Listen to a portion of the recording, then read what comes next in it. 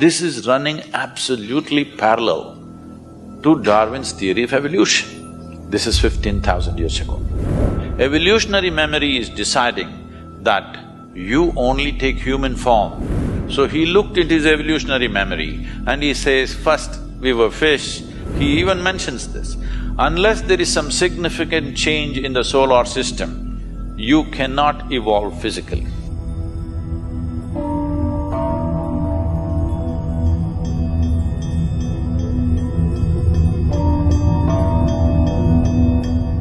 Charles Darwin, 152 years ago, he was born 200 years ago, but when he was 52, he propounded his theory of evolution. 15,000 years ago, Adiyogi said this. I want you to look at this carefully. If you know something about Darwin's theory of evolution? Yes. No, just about the fact that you were a monkey, not just that. Something more?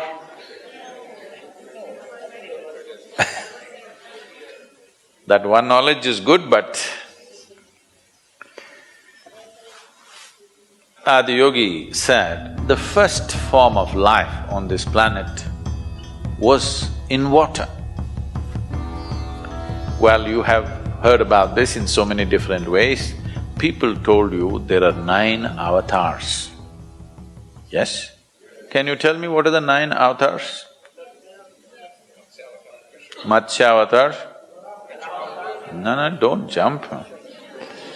Kurma avatar? Varaha? No. Narasimha? Vamana? Parashurama? Rama? Krishna? Buddha. 9.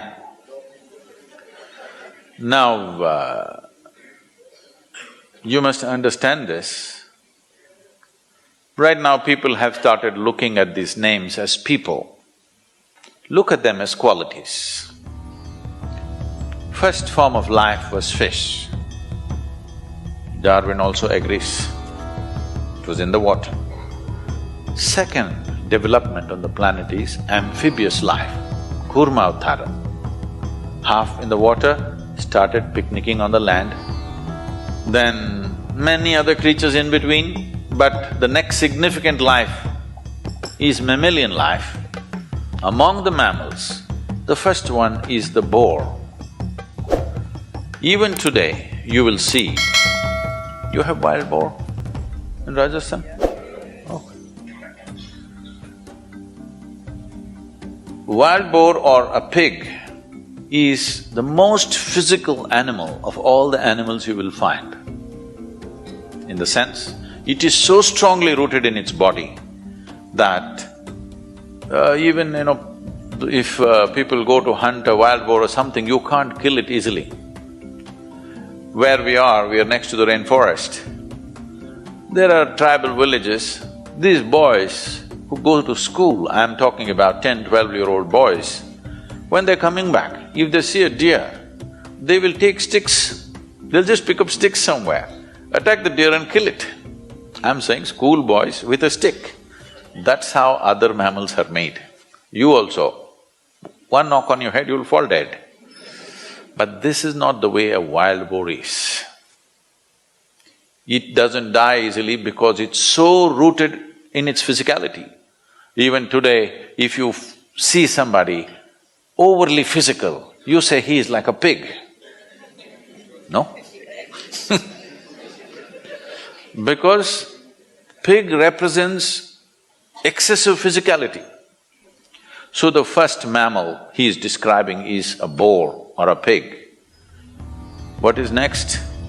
Narasimha, half man, half animal. Next is Vamana, a dwarfed man. Next is a full-fledged man who is Parashurama but emotionally volatile. So volatile, he lopped off his own mother's head. Next is Rama, a peaceful man. Next is Krishna, a loving man. Next is Buddha, a meditative man. Next is supposed to be a mystical man. Everybody's claiming it's me, it's me, it's me. You need to understand, these are not people. those people are representative of those qualities that we are talking about. So, life evolved like this. This is running, believe me, this is running absolutely parallel to Darwin's theory of evolution. This is 15,000 years ago. He did not go to Galapagos Islands and put things under microscope and look. He sat there with his eyes closed and saw that if you go deep enough into this, there is an evolutionary memory in this. If there was no evolutionary memory, suppose you're a man and you eat a watermelon, it becomes a man after some time, yes? Now you're a woman, if you eat a watermelon, it'll become a woman. If a cow eats a watermelon, it becomes a cow. Why this is happening is, there is something called as evolutionary memory and genetic memory here. Evolutionary memory is deciding that you only take human form, not suddenly you eat a smart watermelon and you got confused and became a cow. Such thing will never happen, okay? And there is genetic memory, which clearly says, this is a woman's body, eat whatever you want, this will only become a woman, not a man. Because the genetic memory is intact. Why people are fighting against genetic engineering is because of this. Once you meddle the plants and then the animals, then it'll come to you. Then you don't know. If they do some mistake, you will become half man, half animal once again. We don't know what'll happen. So that is the resistance for genetic engineering, because once you start meddling with the basic material, you don't know what'll happen because we have not figured it completely. So he looked into his evolutionary memory and he says, first we were fish, then we were this, all the 9 things, and now you're here. Now that you're here, you've taken on this human form. If you want to evolve from here, you can only consciously evolve. Your physical evolution is over. For this, there is an entire mathematic as to why your physical evolution is over. There are many aspects of it. I will not go into the mathematics because a few ladies just shook their head, no, we don't want mathematics. But there is no mysticism without mathematics. To put it very simply, the nature of who you are right now is a consequence, a complex amalgamation of memory, of variety of memories that you have. You have this kind of body because of evolutionary and genetic memory. You like this, you dislike that because of various levels of unconscious, subconscious, karmic and other types of memory. You have no control over it, what you like and what you dislike most of the time. You will have to strive hard to rise above that. Because memory is determining everything about you. So, when we say evolution, in a way we are talking about the play of memory and the building of experience and growing into various levels. So he is saying if you're willing to strive, you can transcend everything that limits you.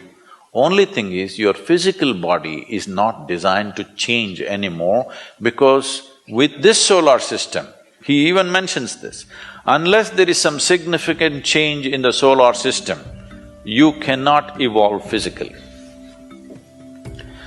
They naturally asked, you have grasped so much but our brains are struggling, can we grow this a little bit?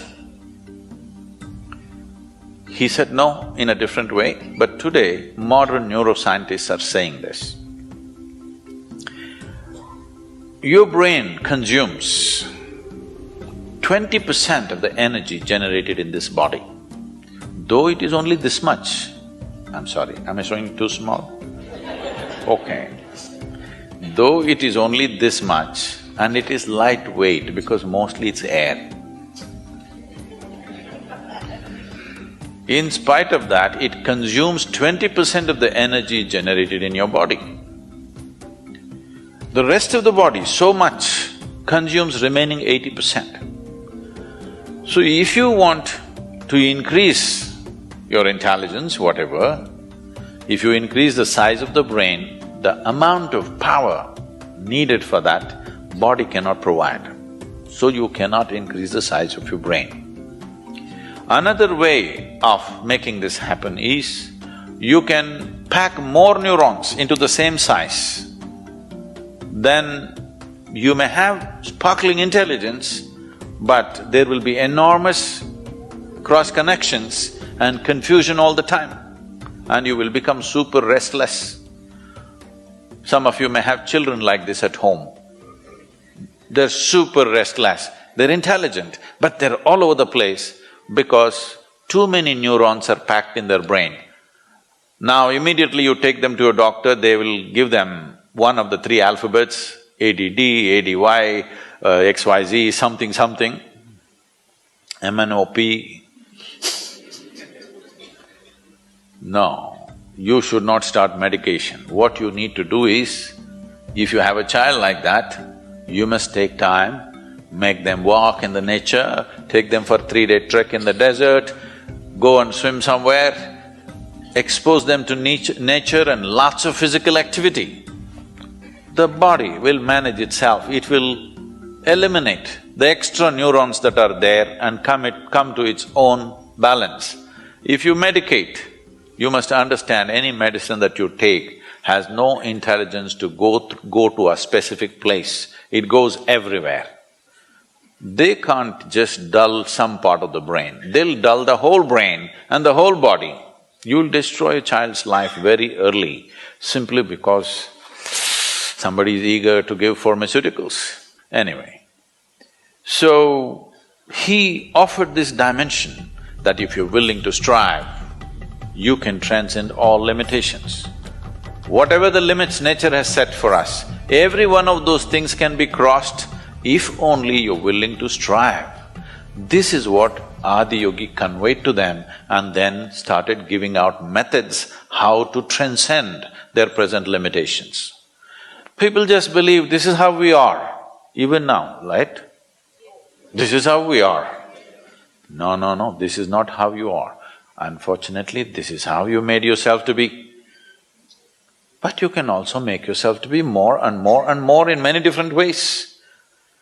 Have you seen in the same day, sometimes you're wonderful, sometimes you're horrible? Hello? Yes. Lot of horrible people.